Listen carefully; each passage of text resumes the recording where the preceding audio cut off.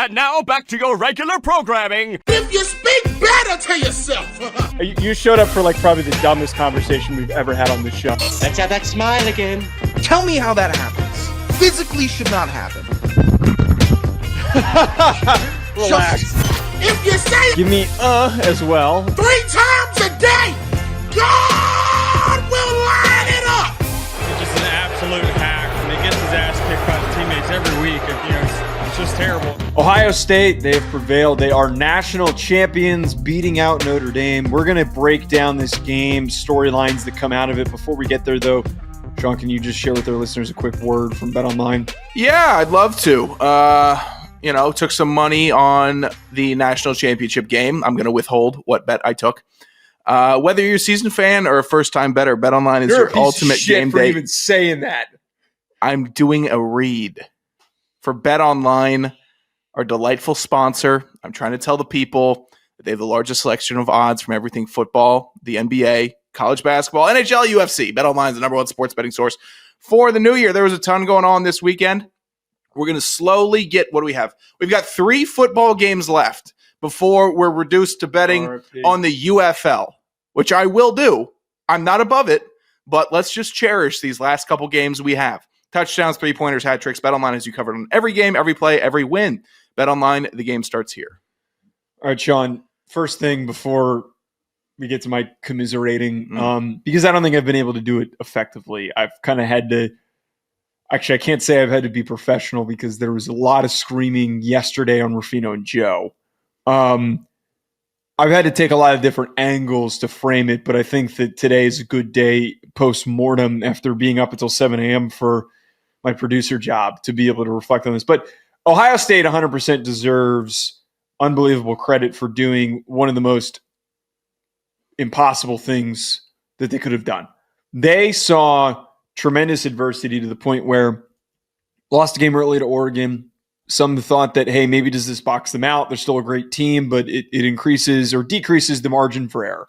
They lose to Michigan. The team that they can't beat. Ryan Day white knuckles the hell out of that game, and they're completely in their heads. Their season looks like it's over. Many, including myself, thought, hey, this is a Calipari situation. They need to go their separate ways. Maybe he should consider going to the NFL. Something needs to change.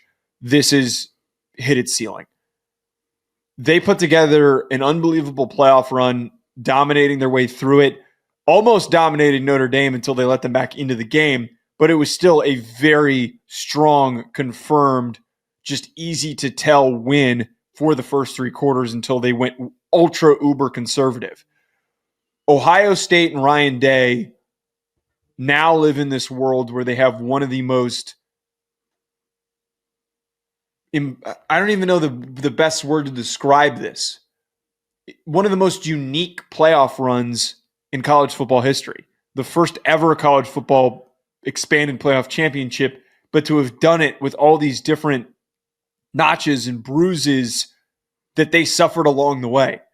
Ryan Day the most, I think, deserves insane credit for the fact that he was able to get this team back on track and to understand how to galvanize his guys after the Michigan loss. I thought Will Howard played tremendously above expectations in the college football playoff, and seeing his early midseason blunderings was entertaining, but he really elevated himself and became a good quarterback for Ohio State. He's not the exciting Justin Fields. He's not the Dwayne Haskins putting up gaudy numbers. He was just Will Howard doing his job, and that's all Ohio State needed with the bevy of talent that they had. I thought the expanded college football playoff was a tremendous success. There was no shot. Like, no matter where you started at the CFP when we look back, what feels like ages ago, arguing about who was left out, arguing about the seeding, about Boise State, this, that, everything. When we got down to it, national championship game time, the debates were over. It was both teams, Ohio State and Notre Dame, truly earned their way into the CFP. Ohio State 8 seed, Notre Dame 7 seed. They had to win 3 games to get there and 1 more to take it all home. I love the system. I love it. I actually wouldn't change a thing going on to next year how much I enjoyed the expanded CFP. I thought maybe we could iron out some details, not put this game exactly when it was played. It was a difficult year with the inauguration and all that stuff. I think it took a little bit more. I'll talk about that in a moment. But the way that this was all formatted and to get the amount of football and good football that we got, I appreciated it, and everyone's going to start yelling about how we can fix it, and they're just going to break it, and that's going to be frustrating because this year was a success for the expanded CFP when everyone was calling about we should bring it back to 4. Where's the BCS again? Why are we moving it to 16? Go screw. This was great. You had 2 undeniable teams competing for the national championship. There was no room for error. There was no one that I felt like got snubbed. You had your shot to make it. You had your shot to win it while you were in it, and you didn't, and you got to watch the 2 teams that did. Right, the teams that ended up missing out, 2 of which lost their bowl games with key starters playing in those games, and then Ole Miss just smoked Duke. Cool. Nice job, Lane Kiffin. I think you bring up a great point, and I think that Ohio State's success plays into how this college football season lived up to the hype, lived up to the hope that the expanded playoff would make things far more exciting. I think that the purists of the sport would love for it just to have been a 12-0 team that went on to win a national championship. Those days are far gone. I don't think we're ever going to get back to that again. I think those that enjoy competitive, fun, unique storylines that go along with the most different iteration of the sport realize that what Ohio State did is the most perfect opening season for this expanded playoff field. With all the chaos of the transfer portal and NIL happening, they are the perfect script. Last year, everybody was picking Ohio State as their way too early champion. I was one of those people. This is so far more interesting than sitting here saying, "Oh yeah, they went undefeated," like everyone expected them to with the insanely loaded roster that they had. Oh yeah, they went undefeated. Cool, fun. Yeah, this was a great year for them. Nice job, Ryan Day. You finally got over the hump. Instead, there's so many ups and downs to this Ohio State season. So many heart attacks and moments of crazy celebration that we got to this spot. I completely appreciate the Alabamas and the Georgias, the 2019 LSU team, the Trevor Lawrence-led Clemson team, all of these teams in the past 15 years in the expanded playoff and even in the BCS where they were just unstoppable behemoths. I appreciate those. But I think that the stories of college football teams are far more interesting to track when there are those ups and downs, when there's unpredictability to it. 2022 Georgia was like, we knew what they were. Yeah. We knew that, like, hey, yeah, this team's going to probably boat race whoever they get the opportunity to face. And yeah, the playoff game that they had against Ohio State was really exciting and tight, but we knew that they eventually were going to go on to win it. I think that for Ohio State to survive as far as they did and knock off all the potential candidates to knock them off, like everybody was predicting, is what makes the playoff and the new version of the sport far more exciting. It was incredible. College football fans can be so dumb they don't realize that they got their cake and they got to eat it too. You got to pick on Ryan Day for losing to Michigan, which is more fun than anything else in the sport. Is bullying him when he does something awful like lose to Michigan. That's a new angle. And then you get to praise him when he wins a nice national championship for your school and goes on an insane playoff run. Like, we got it all. There was no stone left unturned. And all the SEC jokes, it was a tremendous season. And you know what? Our boys put up a really good season, Joe. They fought. You got this similarly with Notre Dame. This game could have been flipped, and we could have been saying, wow, remember all those jokes we were cracking about Notre Dame losing to Northern Illinois? Yes, I do remember that. But then, conversely, great playoff run, tons of excitement. You have a future at Notre Dame.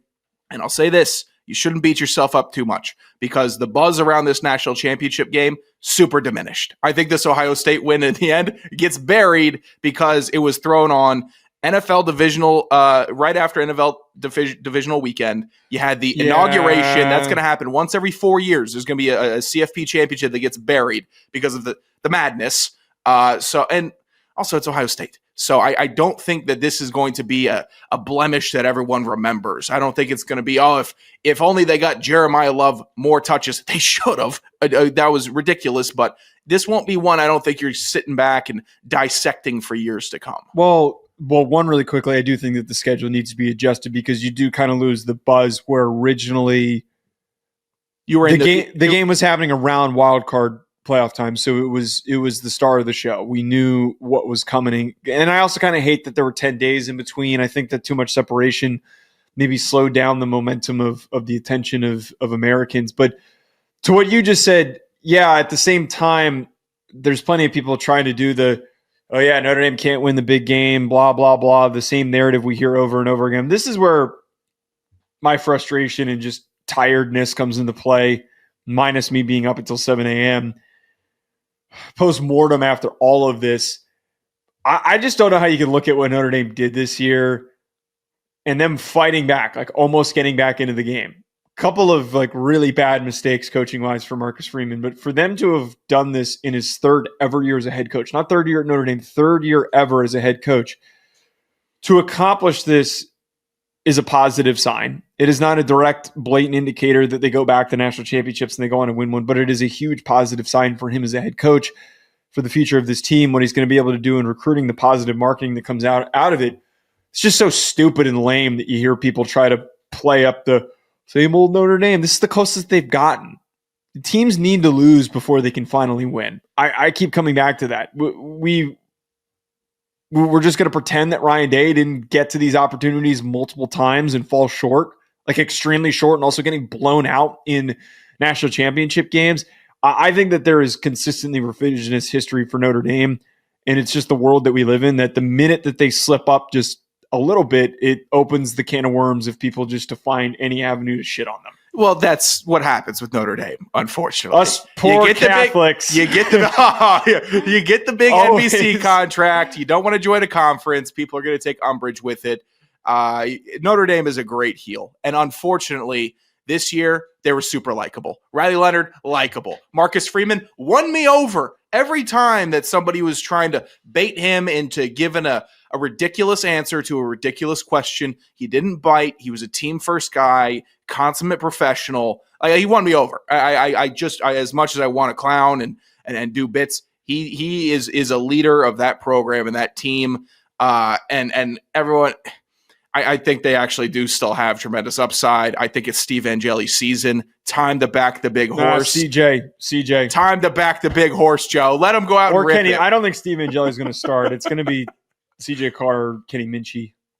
Well, regardless, you guys, it's not – there's been a shift because previously it's like, all right, where's the clown show going to happen with Notre Dame this year? Like what's the one they're going to drop in week 10 that completely boxes them out? I think that Notre Dame is probably going to be a team that we see constantly in the CFP, and it could be a great comedy of errors for years to come, or it could also be we are going to take this seriously, recruit the Notre Dame way, and if that means recruiting absolute savages on defense and big hosses on the offensive line, and then wide receivers whose name you finally learned in October, I get it. It will work eventually, and I think that you guys do have a good amount of momentum, and it was a good year. I didn't do bits last night. I hope you could respected that. Yeah, that was one of those nights where in preparation of what could have been bad, and maybe this is the defeatist attitude that I had going into the game, was wrong, that I locked myself in the room and I kind of just shut the door. And it was the right play because I would. If I was sitting in the living room, I would have any word that you would have had. Like when you came back for when the Georgia game kicked off, and you were telling me about. You were talking about work for like a good hour when Notre Dame was like toe to toe with Georgia. I almost told you to stop talking. Yeah, I was like, no, we can't. This is not the time. Not the time. Which was, that's once I learned that, I said, okay, he's taking it seriously. Last night, I couldn't even hear you in my room. I go outside, take a huge dump. I could hear you just effing run the ball. And it was the fourth quarter when you guys were starting to crawl back, and I think you were. I don't know if you were feeling like you had any belief at that point or if you just wanted them to do some respectable things. Well, I just wanted to see yeah, I wanted to string together a drive and put points on the board and for them to narrow the deficit and look competitive. And they did more than that, which is where they deserve, being commended for the fight that they showed. I don't know. To kind of just address also this sucks. I hate I was thinking about this, and Mike Golick Jr. tweeted this as well, a former player for Notre Dame, media member. I miss when my team wasn't in it. I really do. I wish we didn't make the playoff. I say that obviously not seriously because it was an awesome season to follow. And going to the Orange Bowl was one of the best sports moments that I'm going to live for the entirety of my life. But holy shit, it sucks sitting here. The season's over, and then this is just a pit in my stomach. Like, it feels like he got broken up with. Like, it legitimately feels like I just got broken up with, and now that I got to, I got to wake up every single day and think, like, damn, yeah, they just lost. Yeah. It sucks. I know that feeling very well. It's awful. You're just going to have to live with it, grow from it. I'll say this. I thought it was the right play call on third down. Send the house at him. If you're telling me Will Howard's going to Will Howard's going to make a deep ball throw on the sideline with dudes in his face, go ahead, make that play, beat me in that fashion. I'm not going to let him sit back there with time. I will not do it. It was lower percentage than people realized for him to complete that pass than it was for Notre Dame's pressure to hit home. And it was literally a coin flip. It literally, the way that play was called, it was perfectly called by Golden, perfectly called by Chip Kelly. The coin flipped in favor of Kelly. That's what the outcome was. I think that the mistake came from, though, that Christian Gray should not have been covering him. It should have been Leonard Moore, because Leonard Moore is the taller, longer guy that is more physically built to get into a fight in a contested catch situation. Christian Gray is great, but we've seen and we saw against USC that he doesn't survive in those situations against those really, truly premier guys. He'll beat the shit out of your number 2 receiver, but Leonard Moore needed to be the player guarding him in that spot. I didn't hate that. I thought that was the right call ultimately. That's Jeremiah Smith. All right. If people are talking about freshmen or Leonard Moore or whoever, I'm pretty sure the advantage is going to go to Jeremiah Smith most of the time. I'll revel in this, though. I'll wait a couple weeks and then start really hammering you because that's when the comedy is going to start coming in. But right now, I'm not going to kick you while you're down. I think that's the right thing to do. But public, it just whenever I see a friend of yours, I'm going to laugh like, hey, did you see that Notre Dame game? Like I'm just letting you know. But right now, interpersonally, I think we're solid. Notre Dame boys for life. I'm ready for next year. Shut up. Shut up. Shut up. I don't want to hear that shit. It also kind of can't be positive. No. It also kind of sucks. I spent $100 on this Lou Holtz inspired crew neck. Yeah, it's a great crew neck. I don't want to wear it now. It was $100. It was a pre-order, so it's probably going to take like 3 months to get here. So in 3 months, it's going to be. It's like when you broke up with your girlfriend, and like you're finally feeling good about yourself, and then shit, you're going through your closet, and you're like, oh great, here's a letter they wrote me. Shit. Oh, I guess reminded of that. Great. What do I do with this? Oh, that's so funny. You see that awful Lou Holtz bit they tried to do with Ryan Day was not having it. Well, Ryan Day was pissed justifiably. I was like, oh my god, why are we doing this? You're sitting here doing an interview, and then Matt, we're talking about on Pat McAfee pregame show. They brought in the Lou Holtz impersonator to mess with him, and Ryan Day was clearly pissed off. Yeah. Well, first of all, I think if you either go full Monty and bring in Lou Holtz, but. Here's the thing. They did a mask bit on ESPN like 3 weeks ago with Ryan Clark around Christmas and everybody, and he put on a Bill Belichick mask. And I think they just said, hey, let's just start doing a bunch of mask stuff. And we're going to make one for Lou Holtz. No. That's been a Pat McAfee show bit for a while. The fake Lou Holtz thing has been... Oh, I've been unaware literally of that. Their intro was voiced by the guy who's doing the Lou Holtz character. Oh, I had no clue. Yeah, no, that's a recurring bit. It's one of their better bits, but it was poorly executed. I like when they say Dan instead of down. That's my favorite bit. The funny way that they should have done it is they should have tried it out, fake Lou Holtz, during the media day coach availability. Oh, Like they should yeah. have snuck him in and kind of like let him pop up and start asking questions. That would have been funny. But bringing him in a personal one-on-one interview, one-on-one interview, and you got No. Marcus Freeman mogging you the whole time about how much he squats and benches. Yeah. And you're Ryan Day, like, oh no, I could never do this. I'm keeping it light. And then you bring in a ghost from the past. Yeah, that was. I was pushing it a little bit. I'm not going to. We're going to close after this. I'm not going to. We're not going to carry this too far. But shout out to Brian Kelly's fat idiot son who DM'd me last night when I was mad at LSU fans for trying to dunk on me for my team playing in a national championship game. Last thing that I thought was going to happen. Got a DM thinking it was just like, oh, here's just one of the LSU fans of the many that are currently DMing me. Click into it. Oh, this guy's on the team. That's weird. Oh, he's a walk-on. And I clicked into it further and I Googled him and I'm like, you got to be shitting me that this is who just DM'd me. That was an unexpected avenue.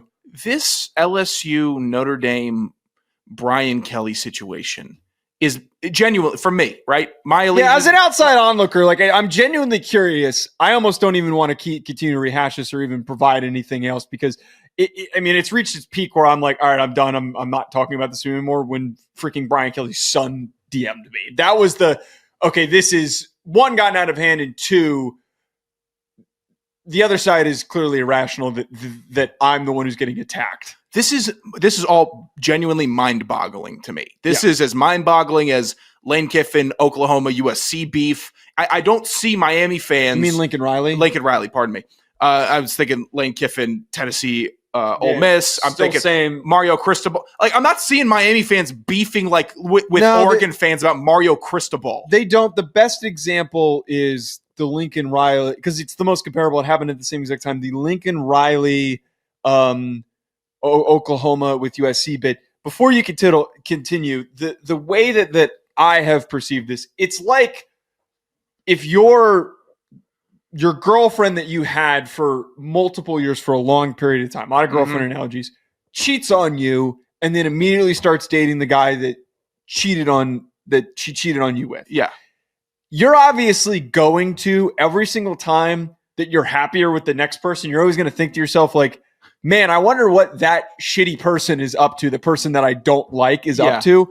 And you kind of look over and you keep comparing. There's obviously going to be comparisons because there was a long period of time where you're connected to that person. And you're going to feel good about yourself knowing, man, I'm doing a lot better than I thought I was going to be doing. And this is already going better than expected. While they're doing and living their own life, I think that I won the breakup. You're always going to look back and think, who won the breakup and who won the circumstance? Any adult male, and this is what's confusing to me, why LSU fans are like, why do you keep bringing him up? You guys keep bringing up the situation as much as we're doing. Any adult male knows that when you're out at the bar with your buddies, ex-girlfriends get brought up all the time in the same exact context, in the same light. Do LSU fans like him? That's the confusing. Like they love him. They're defending 9-4. That's what's crazy. If you won a national title with LSU, I'd be like, you know what? I don't have a leg to stand on. But they went 9-4 and missed the playoff. It's been 2 years of like really mediocre defense and confusing. All right, Jaden Daniels, fine, but this year, what was the offensive plan for the season? What was the defensive plan for the season? They were just so scatterbrained and all over the place, and I think that's like on the head coach pretty much. Well, that's why are they defending this dude? He came down to a southern accent, and then everyone's like defending. Did he win you over with that bit? I don't think he did because he got clowned pretty bad for it. I know this is what I don't get it. This is what the craziest part about all this is that, like, what is he doing that is so? Yeah, Jaden Daniels won a Heisman. That is an amazing accomplishment. How much are we giving that to Brian Kelly? This is literally Lincoln Riley. They'll tell you that Mike Denbrock had nothing to do with Jaden Daniels' Heisman season. That was all Brian Kelly. That's what the phrasing and the framing of it will be. Look, I'm not trying to be. I am to be very clear here. I have been supportive of LSU. I have been supportive of some of their successes. I've consistently picked them and projected them to win some of their very biggest games. And I have a lot of LSU listeners that I truly love. So before any residual LSU people who are listening to this end conversation, trying to get all pissed off again, I have support for you guys, and I really enjoy the conversations that I have with a lot of LSU people. Like, it genuinely is meaningful. the frustration that I echoed on Twitter and that I was saying was directed at those while I was trying to simply cover the game. I would have 5-6 comments from LSU fans being like, Brian Kelly. You expect me not to, my team's getting worked? You expect me not to get flipped my shit and get pissed off? I just don't. I'm not allowed to defend myself? I just don't get the point. He hasn't done anything for you. He keeps on having there's good wide receivers every year. I'll give you that. You got a good wide receiver every year. I'm glad you're winning CFP games with him. It's your unemployed friend. You just lost your job. And your unemployed friend's like, shit, man, you suck. How did you get fired? What happened? Were you just dicking around at work all day? And you're just sitting there looking like, bro, you're unemployed. How are you sitting here talking to me? And you're expecting a little bit of just a little bit of respect for the support that you gave to the opposite side. You're thinking like, man, like maybe there'd be a little bit of recognition that we fought and it was a good year. But no, this a-hole who hasn't had a job in 3 years is calling me a piece of garbage because I got fired because there were layoffs. You see, that's a tough unemployed friend bit. When I was the unemployed friend, it would be, oh, you guys are at work? I'm fishing in the creek at 2 p.m. on a Wednesday. This is what I'm doing. Friend. No, I haven't been let go before, but trust me, there have been bits like that. Not identical, but similar. Stupid. God. It was a great season, but I'm glad that it's over. On to next year. I don't know. You got anything else? No, I enjoyed the year. I did. And being a Notre Dame fan this year was fun. It was. And I will take that bet to my grave because I don't want to be considered a jinx or a jinx. Either way, I didn't make money. So that's where I'm going to leave it.